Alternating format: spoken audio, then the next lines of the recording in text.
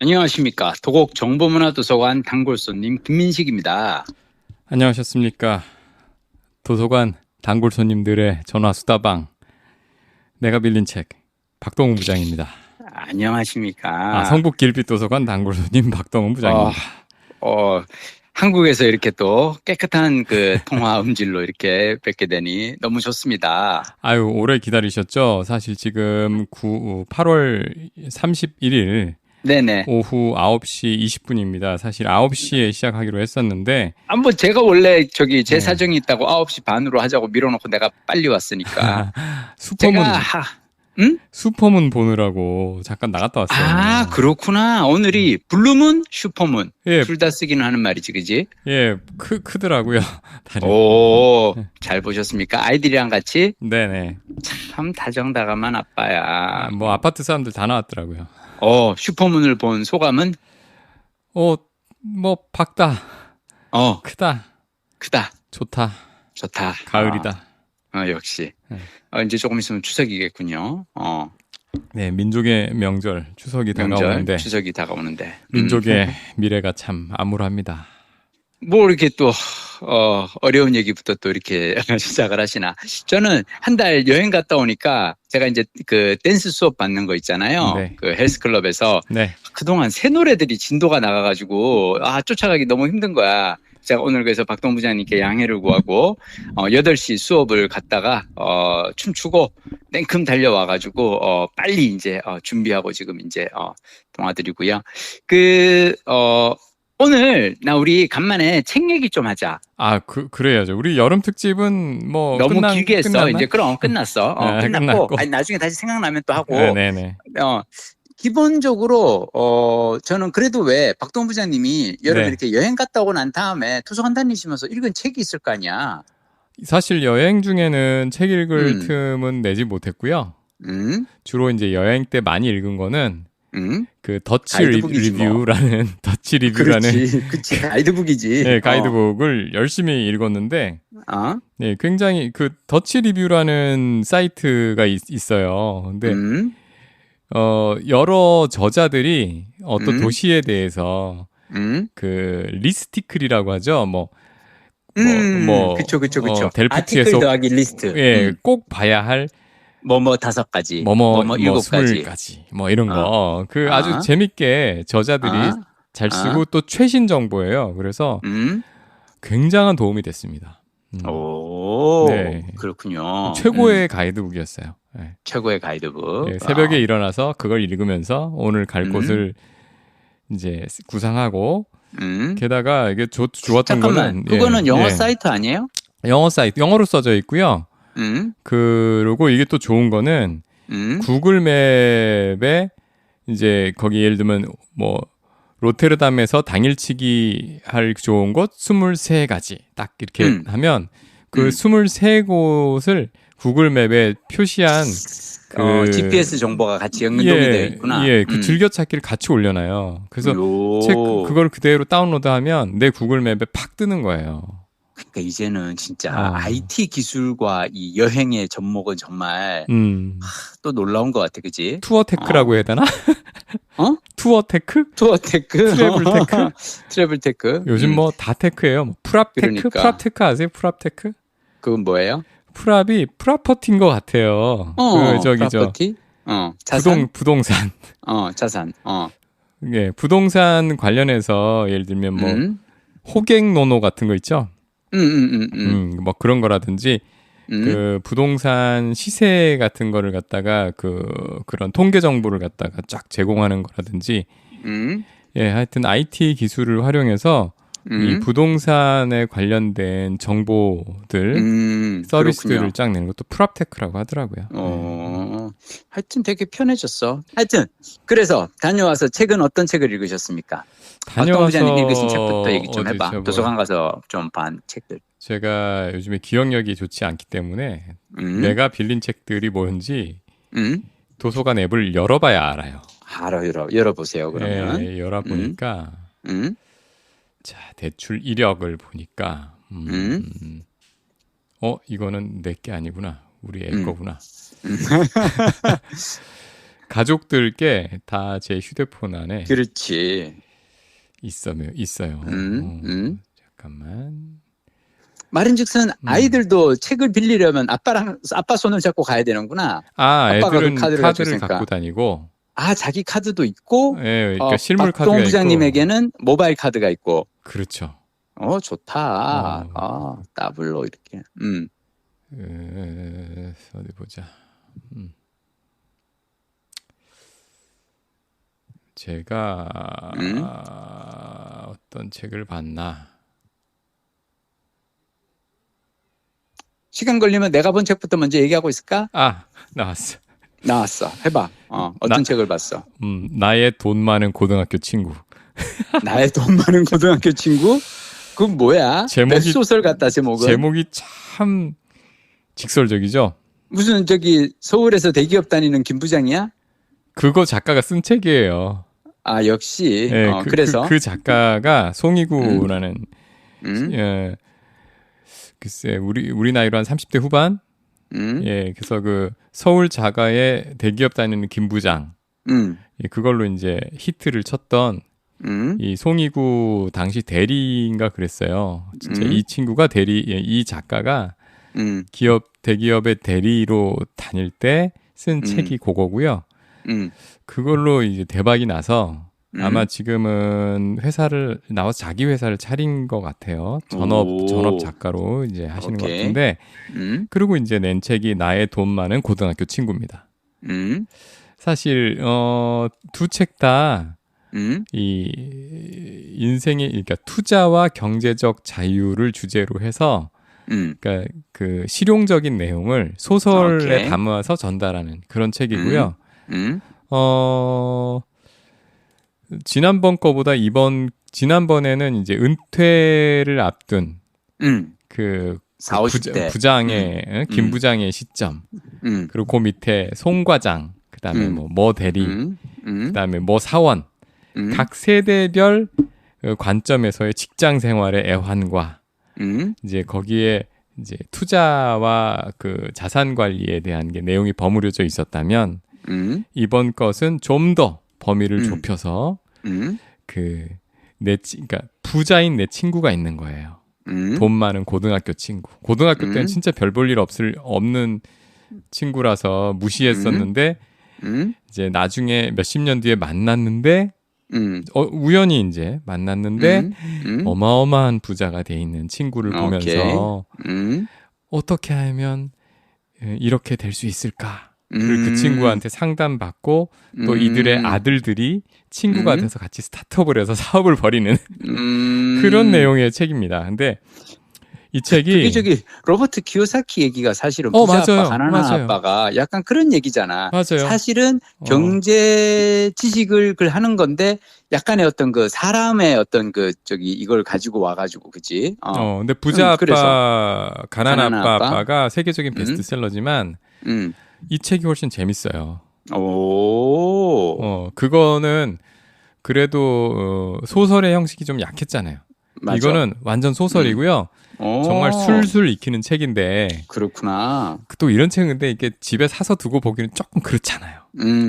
그래서 빌려봤는데 이거 도서관에 이게 예약이 엄청 밀려가지고 좀 기다리다가 빌려서 봤고요. 여행 갔다 오니까 이제 받은 거구나. 맞아요. 네, 그 전에 걸어놓고 이제 봤고요. 그래도 전 사실 이 책이 굉장히 술술 익히긴 했는데 이상하게 댓글이 별로 좋지는 않았어요. 왜? 너무 자기적이다. 뭐 이전하고 내용이 똑같다. 클리셰로 가득하다. 뭐 그랬는데 내가 수준이 낮은가? 전 되게 재밌게 봤고. 아니야. 그리고 박 부장님 그게 맞고. 안에 메시지도 굉장히 실용적이고. 그래요. 네, 그래서 좋았어요. 알았어. 나도 한번 찾아봐야겠다. 네, 이걸로 제가 이제 빌린 책이니까 안에다 줄을 그을 수는 없으니까 메모도 꽤 많이 했고요. 김 부장하고 부자 친구하고 둘 중에서 먼저 읽으라고 권한다면 어떤 책을 먼저 권할 것 같아요? 김 부장부터? 김 부장부터. 역시 성공작부터 일단 찾아봐야 된다는 거지. 알겠습니다. 예, 고등학교 지금 괜찮았고요. 또 무엇보다 그런 개념들을 갖다가 소설 형식에 아주 재밌게 녹여낸 책입니다. 예. 자, 그러면 다음 책 넘어가기 전에 내가 이제 하나 얘기할게. 네네. 나는 그 유럽 여행 다니면서 네. 왜 기차 타고 이동할 때 되게 지루하잖아요. 네. 기차를 타고도 지루하고 가끔씩 왜 그 이렇게 환승할 때 이렇게 막 한두 시간씩도 기다려야 되기도 하고 기차역에서 하염없이 이렇게 지루할 때 박동 부장님은 무슨 책 읽어요? 아니, 전 사실 요즘 최근에는 그렇게 지루한 틈을 가지는 여유를 가진 여행을 해본 적이 없어서. 아, 미안. 네. 생각해보니까 참, 박동 부장님은 네덜란드 그 작은 나라에서 그냥, 30분 기차 타면은 다음 도시 나오고 그렇죠. 이런 데서 했었지. 나는 유럽 일주였으니까 한 번 기차 타면 왜 적어도 3시간, 4시간씩 막 달렸으니까. 난 이렇게 길게 갈 때, 네. 물론 저는 좋은 양서를 뭐 이렇게 찾아서 읽곤 하는데, 그래도 정말 지루할 때는 뭘 읽느냐? 저는 여름에는 남양 특집을 좋아하거든요. 그래서 무서운 이야기를 읽어요. 혹시 박동 부장님은 무서운 책 좋아해요? 저 별로 안 좋아합니다. 안 좋아하는구나. 공포 영화도 안 좋아해요. 아, 그래? 안 보고요. 아쉽다. 내 진짜 근데 그러면 박동 부장님 말고 그냥 우리 청취자들을 위해서 여름에는 무서운 책, 무서운 이야기 한번 보세요. 제가 되게 좋아하는 작가 여러분께 딱 소개해 드릴 두 작가가 있는데 일단 한 사람만 먼저 미스다 신조. 못 들어봤지? 못 들어봤어요. 책 제목 이름 얘기해 줄게요. 그럼 확 와닿을 거야. 제목이 우중괴담. 잘린 머리처럼 불길한 것. 하얀 마물의 탑. 산마처럼 비웃는 것. 7명의 술래잡기. 마가. 화가. 연매처럼 신들리는 것. 근데 제가 이번에 여행 다니면서 읽은 책은 괴담의 집. 그리고 우중괴담. 이런 책은 되게 재밌는 게 뭐냐면 옴니버스예요. 그래서 괴담의 집은 집에 여러 집들에 얽힌 괴담을 수집하는 이야기예요. 그리고 우중괴담은 꼭 비가 내릴 때 뭔가 으스스하게 나타나는 것들에 대한 이야기를 모았어. 이거를 여름에 참 이렇게 좀 덥다, 뭐 할 일도 없고, 이럴 때 읽으면 참 좋습니다. 미스다 신조 기억해 두세요. 제가 미스다 신조를 좋아하는 이유는 이분이 쓰는 그 소설의 장르가 독특해요. 그냥 호러가 아니고 이분은 호러 미스테리 작가예요. 이를테면 괴담의 집, 그러니까 어떤 집에 괴담이 일어나잖아요. 네. 그게 어떤 약간 괴이 현상이라든지 귀신이라든지 뭔가가 나타나면 그거를 듣는 작가나 아니면 다른 사람이 같이 얘기를 듣다가 그거에 대해서 추리를 합니다. 그 괴이한 현상은 사실은 이런 이유 때문에 생긴 거 아닐까 하면서 어떻게든 논리적인 어떤 설명을 찾아내요. 그래서 호러와 미스테리의 복합 장르. 아주 놀라워. 하여튼 미스터 신조. 여러분이 우리 박동 부장님은 무서운 거 싫어하는 쫄보라니까 됐고 이 청취자 여러분들 중에서 혹시 여름에 좀 무서운 거 한번 가고 싶다 그러면은 미스터 신조를 가는데 제가 미스터 신조를 이번에 유럽 여행 가서 읽을 수 있었던 건 뭐냐면 크레마 클럽에 이분 작품이 많이 있어요. 이북으로 올라와 있어서 그냥 아무 때나 다운받아서 읽을 수 있어서 좋았습니다. 자, 이제 박동원 부장님께로 다음 책. 고대 로마 인포그래픽이라는 책입니다. 그건 또 뭐야? 나름 로마에 대해서 책은 많이 들어봤다고 생각했는데 이 책은 제목이 처음인데 인포그래픽은 왜 인포그래픽이야? 책 자체가 인포그래픽으로 구성이 돼 있어요. 그러니까 약간 박동원 부장님은 이런 그 디자인이라든지 우리 그때 왜 그 맨 처음에 했던 그 스케일과 디테일의 거장 맥컬로인가? 네네네. 그러니까 약간 그분도 그렇잖아. 그림으로 뭔가를 표현하고 인포그래픽도 약간 그럴 것 같은데 그림으로 정보를 표현하는? 맞아요. 그러니까 저도 이 인포그래픽이란 형식도 좋아하고요.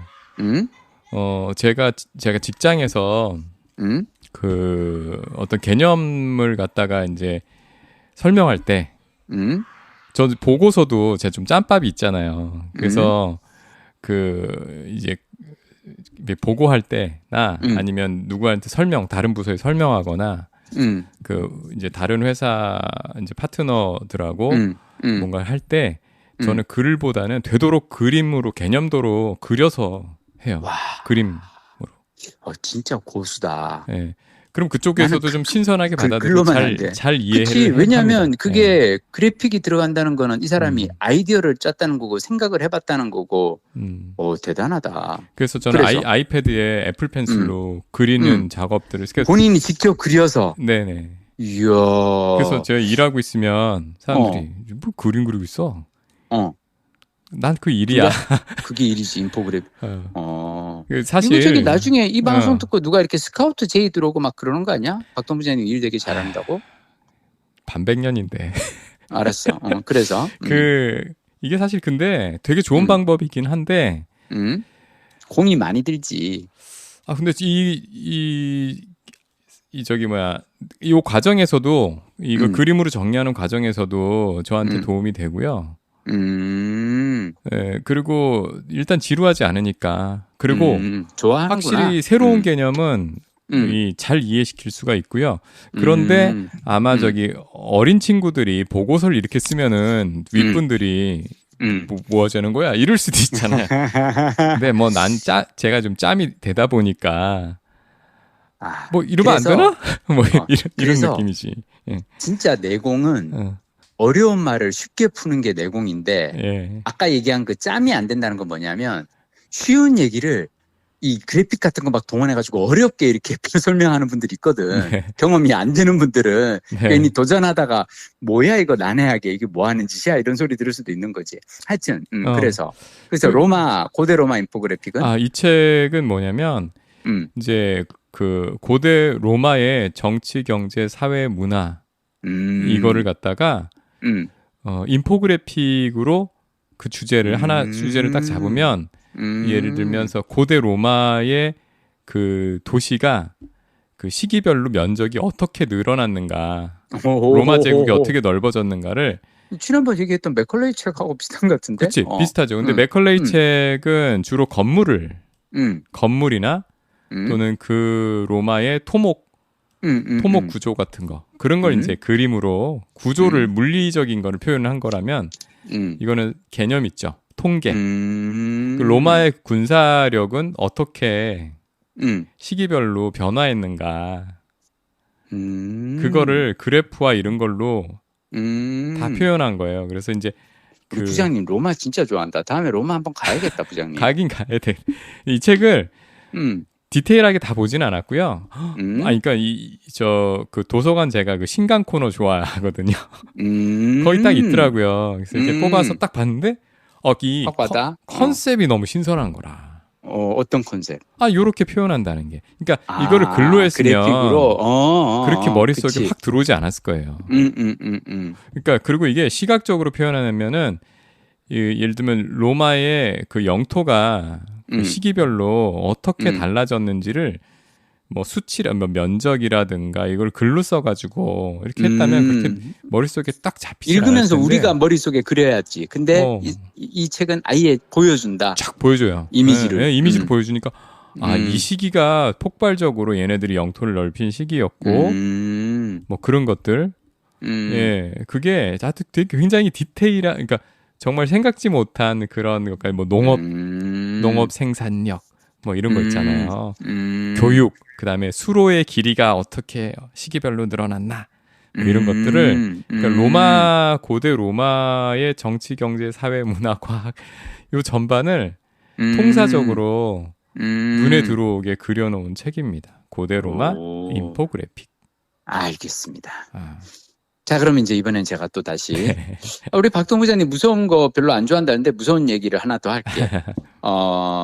제가 이제 미스터 신조를 열심히 읽다 보니까 정말로 유럽 여행할 때 약간 지루할 때마다 그걸 보고 어떨 때는 밤에 잠이 안 올 때 또 보면 또 막 서늘하니 너무 좋고, 그래서 미스터 신조 책을 내가 다 읽어버렸어. 다 읽고 나니까 아니야, 무서운 얘기 나는 더 읽고 싶은데 딱 떠오른 게 미야베 미유키, 미미 여사 혹시 알아요? 몰라요. 미미 여사는 어떤 책으로 제일 유명하냐, 혹시 그 화차라는 영화. 저기 우리나라에서도 만들어졌던 그 영화요? 리메이크했던 어떤 여자가 다른 여자를 죽이고 그 여자의 신분으로 살아가고 막 그런 이야기. 그러니까 화차라든지 아니면 음향사라든지 외딴집, 그리고 모방범, 이런 되게 무서운 있어요. 근데 이런 그 책을 이제 쓰신 분인데, 이분이 미미 여사가 쓰는 시리즈물이 하나 있어요. 그게 뭐냐면 미시마야 시리즈라 그래서, 미시마야라고 하는 어떤 가게가 있어. 일본에 어떤 이게 에도 시대 때 얘기예요. 그래서 약간 옛날 이제 그 얘기인데 그 옛날에 뭐 칼잡이가 있고 사무라이가 있고 뭐 이랬던 시대, 영주가 있고 뭐 그랬던 시대, 그 막부 시대의 얘기인데 어떤 미시마야라고 하는 가게에 어떤 아가씨가 있는데 이 아가씨가 사연이 있어. 자기 때문에 두 남자가 죽었어. 자기를 짝사랑하는 남자가 이 아가씨와 결혼하게 된, 정혼하게 된 남자를 죽이고 질투 때문에 네. 죽이고 자기도 자살해버렸어. 근데 이 아가씨는 자기의 미모 때문에 두 남자가 목숨을 잃은 거잖아요. 네. 그래서 더 이상 그 고향에서는 살 수가 없게 된 거야. 그래가지고 고향을 떠나서 이제 친척 집에 의탁하고 그 집에서 이제 이렇게 하녀처럼 이제 일을 하면서 그걸 하는데 이게 누가 봐도 사연이 있는 어떤 아가씨 같잖아. 네. 참 미모의 여인인데 근데 이 사람은 그 사건을 겪고 난 다음엔 남자를 만날 수도 없고 자기가 그리고 두 남자를 그러니까 두 남자를 죽음을 이르게 한 야기한 사람이니까 새롭게 어떤 누구를 만나거나 결혼할 생각도 없고 그래서 막 그냥 집에서 이렇게 약간 우울하게 어떡하나 하고 살고 있는데 그 집의 가게 주인인 이 친척 어른이 이 아이를 어떻게 하면 좋을까 하다가 그냥 어느 날 문득 어떤 손님이 왔다가 이 아가씨한테 자기 얘기를 하는데 제가 실은 예전에 이런 무서운 일을 살짝 겪은 적이 있는데요 하고 얘기를 해준 거예요. 근데 그 무서운 얘기를 듣다가 이 아가씨가 혹시 그 무서운 일은 이런 연유 때문에 생긴 거 아닐까요? 하고 확 얘기를 해준 거야. 그러니까 그전에는 나는 무서운 일을 겪었다고 생각하고 막 앓고 있던 사람이 아가씨의 얘기를 듣고 마음이 약간 풀린 거야. 그게 귀신이 아니라 실은 어떤 사람의 원한이었구나 라는 걸 이해하게 되고 그다음부터는 약간 동네에 소문이 나면서 이 아가씨한테 무서운 얘기를 하면 이 아가씨가 무서운 얘기를 안고 있는 사람의 고민을 들어준다 라는 게 소문이 나면서 이 집에 찾아와서 그 아가씨에게 괴담을 들려주는 자리가 만들어진 거예요. 그래서 손님들이 찾아와서 무서운 얘기를 해. 이게 미야베 미미 여사가 정말 대단한 게 이거를 99편의 괴담으로 만드는 거예요. 이거 뭐 천일야화네. 약간 그거예요. 천일야화고 지금 그러니까 2020년에 나온 책이 총 6권이 나왔으니까 지금 계속 더 나오고 있고요.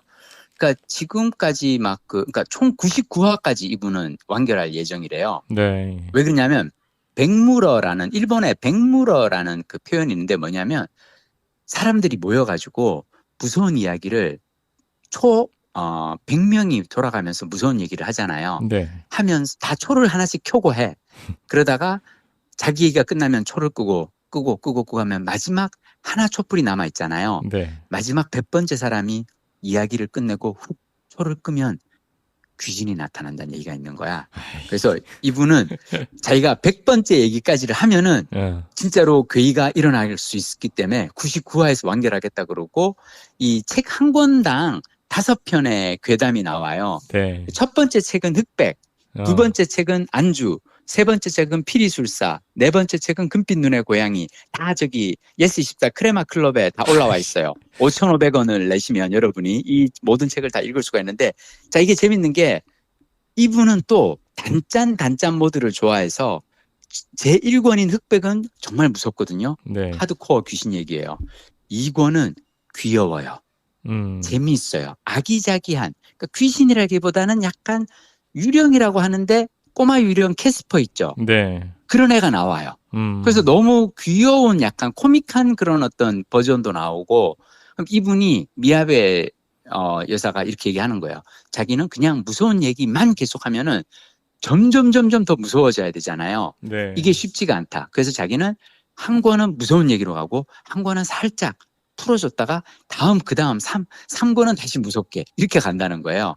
내가 보고 이분 정말 스토리텔러로서 대단한 분이다 라는 생각이 드는데 하여튼 1960년생인데 저는 이분이 오래 사셔야 99번째 이야기까지 다 들을 수 있을 것 같고 무엇보다 여러분 이런 그 막 몇 권씩 시리즈를 내는 책을 좋아하게 되잖아요. 네. 그러면은 너무 행복해요. 왜냐 이번 책을 다 읽어도 다음 책이 또 있다는 걸 알기 때문에 무서운 이야기 좋아하시는 분들께 아니 근데 미야베 그 무서운 요새. 얘기도 지금 두 분 다 할머니고 어, 작가가 어, 아가사 어. 크리스티 같은 그런 추리소설 아, 작가도 할머니고 맞아, 맞아, 그 맞아. 할머니들이 무섭거나 이런 얘기도 잘 만드셔. 근데 우리 어렸을 때 생각하면 할머니들이 무서운 얘기하면 되게 무서워요. 어, 오히려 할아버지들은 실없는 얘기를 하지. 근데 할머니들은 내가 말이야. 그리고 우리 그거 알아요? 생각해보면 우리 어린 시절에 들었던 귀신 얘기들의 다 주인공은 여자들이었어. 그 우리 어렸을 때는 그 전설의 고향이 제일 그렇지. 매주 토요일마다 어. 그게 왜 그러냐면 음. 약자의 한이 소리면 그게 귀신으로 나타나는 거거든. 어. 그래서 이 미시마야 시리즈 를 보다 보면 되게 재밌어요. 하여튼 무서운데 따뜻한 얘기도 있고 또 많은 것을 또 생각하게 해주고 그냥 나는 괴담이라 그래서 에이 뭐 그냥 약간 저기 스낵 컬처 아니야? 그런 정도는 아니라고 생각해요. 한번 여러분도 관심 있으신 분 한번 찾아보세요. 자, 다시 이제 박동인 부장님 턴.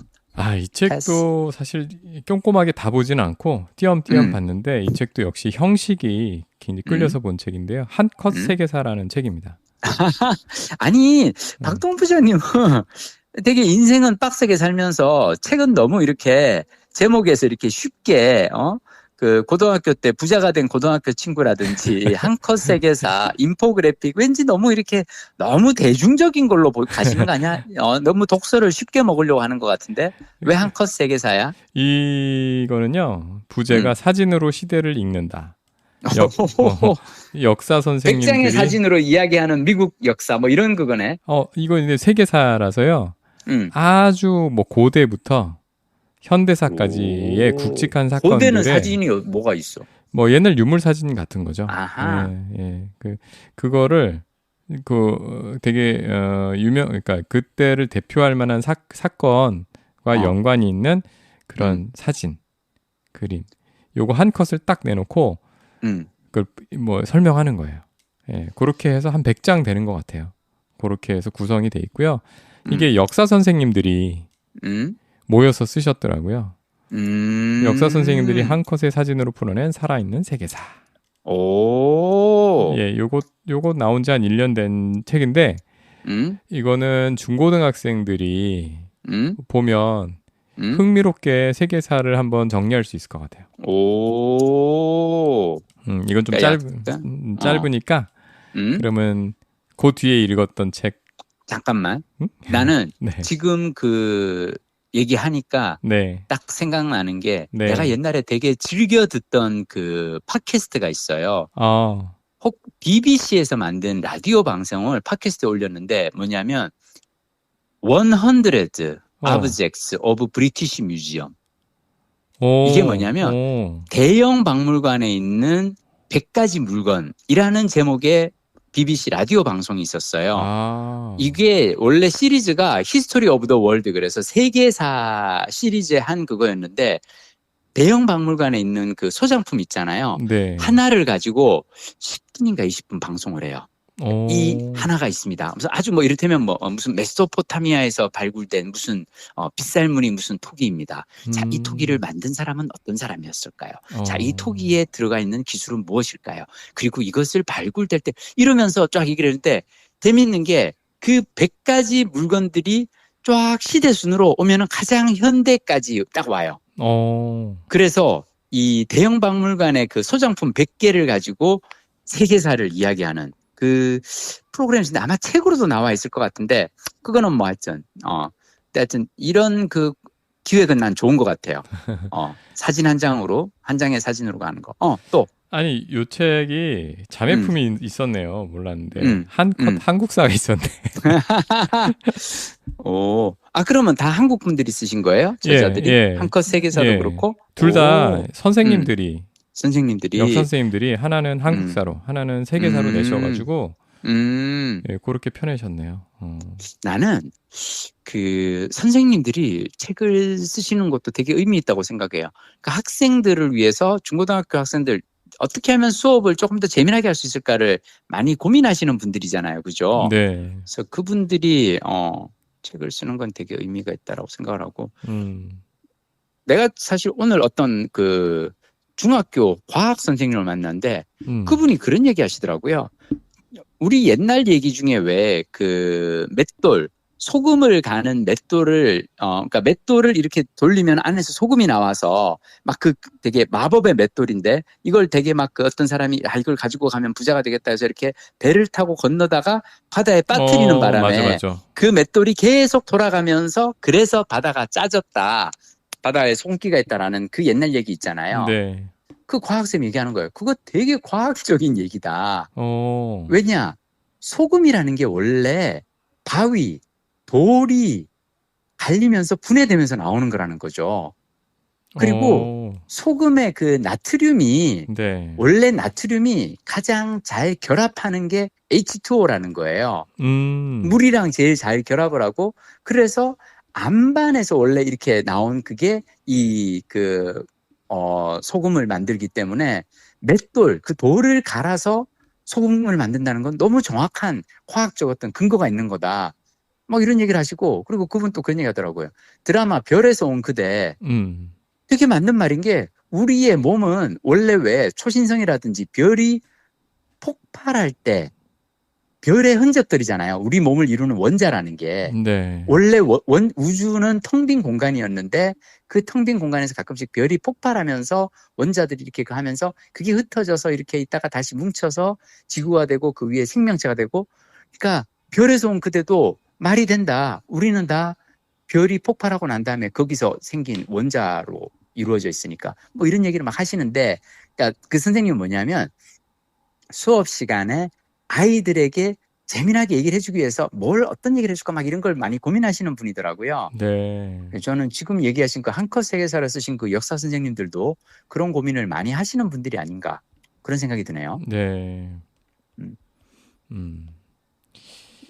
선생님들 책. 근데 지금 35분 가까이 됐는데 그럴까? 사실은 제가 가장 최근에 읽은 두 책은 사업에 관한 책인데요. 그리고 한 권은 그러니까 두 권 다 읽긴 읽었는데 그 두 번째 거는 너무 그러니까 밑줄 칠 게 많아가지고 사실 표시해놓고 제가 옮겨 적는 거를 며칠째 하고 있어요. 그럼 그 책은 그럼 다음 주에 할까? 그러죠. 정리를 하고. 네. 그냥 예고만 드리면 한 권은 사업가를 만드는 작은 책이라는 책이고요. 다른 한 권은 스타트업 경영 수업이라는 책입니다.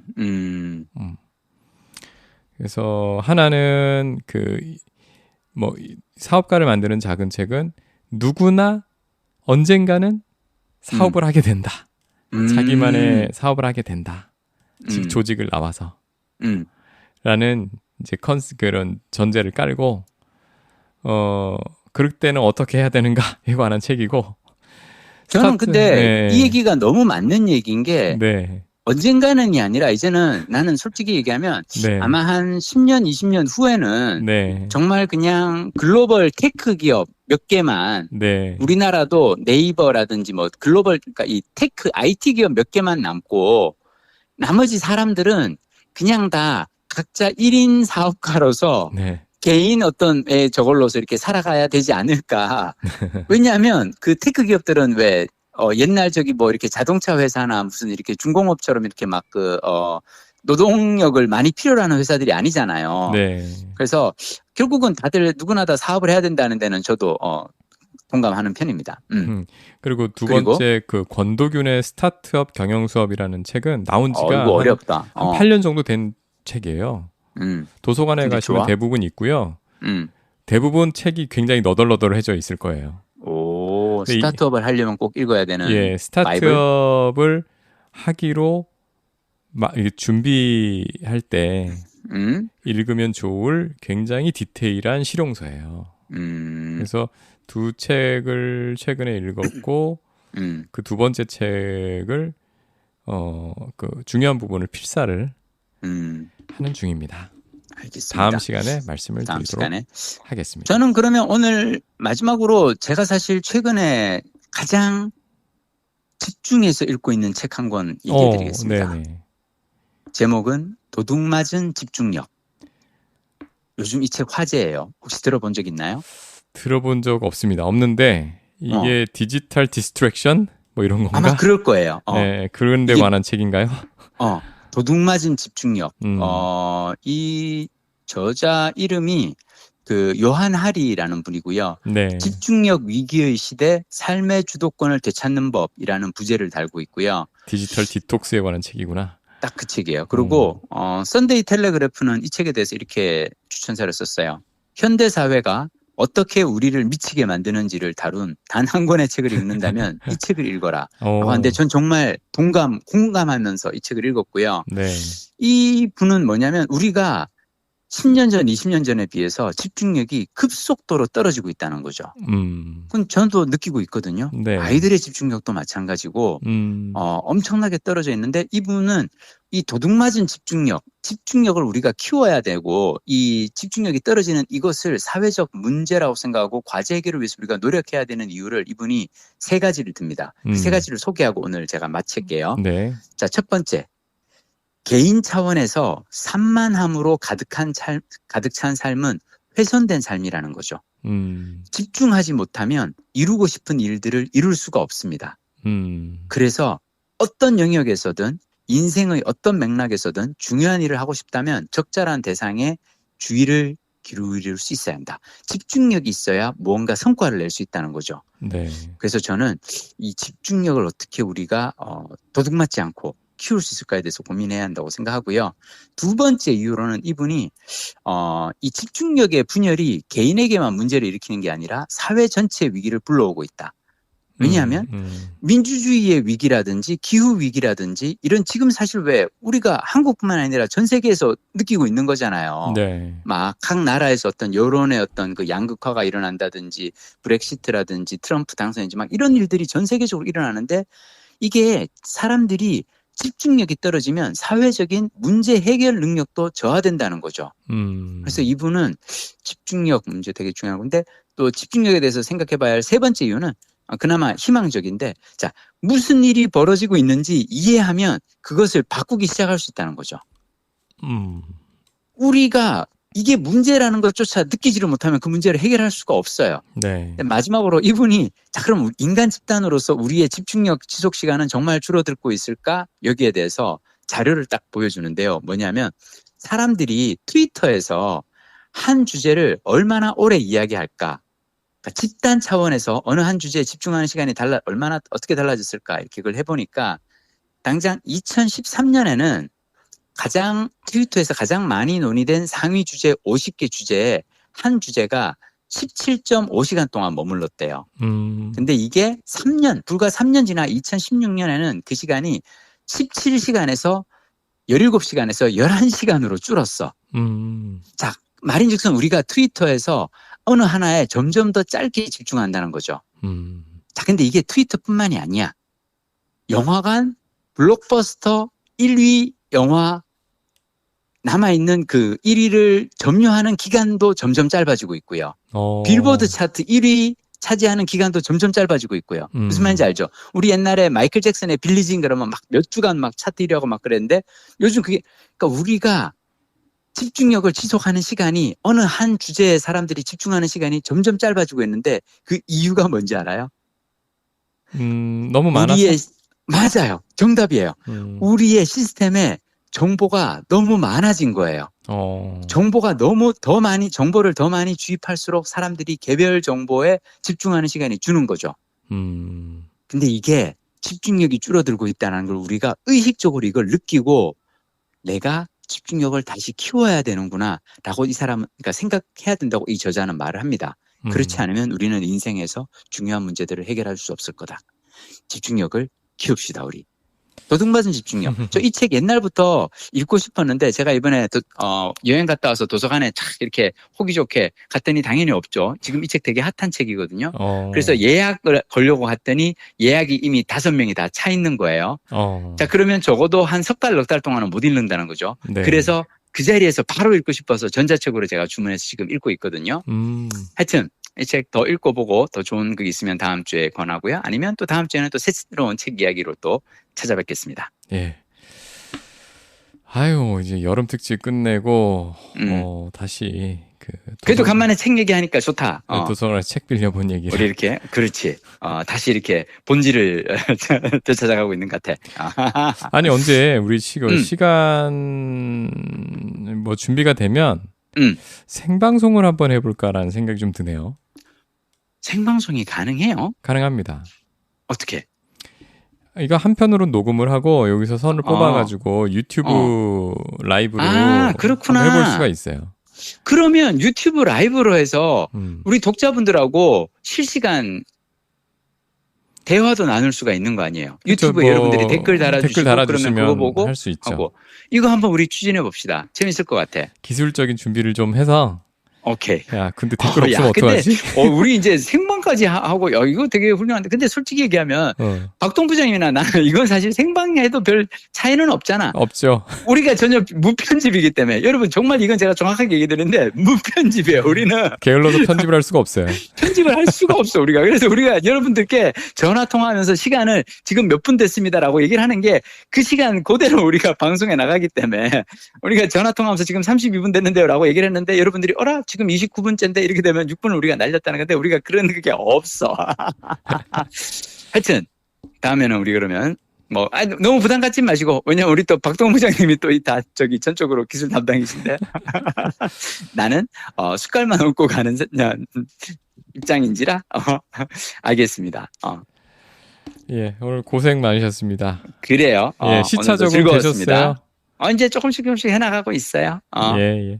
하여튼 9월 달에 뵙도록 우리 그러면 또 하겠습니다. 다음 주에 뵙겠습니다.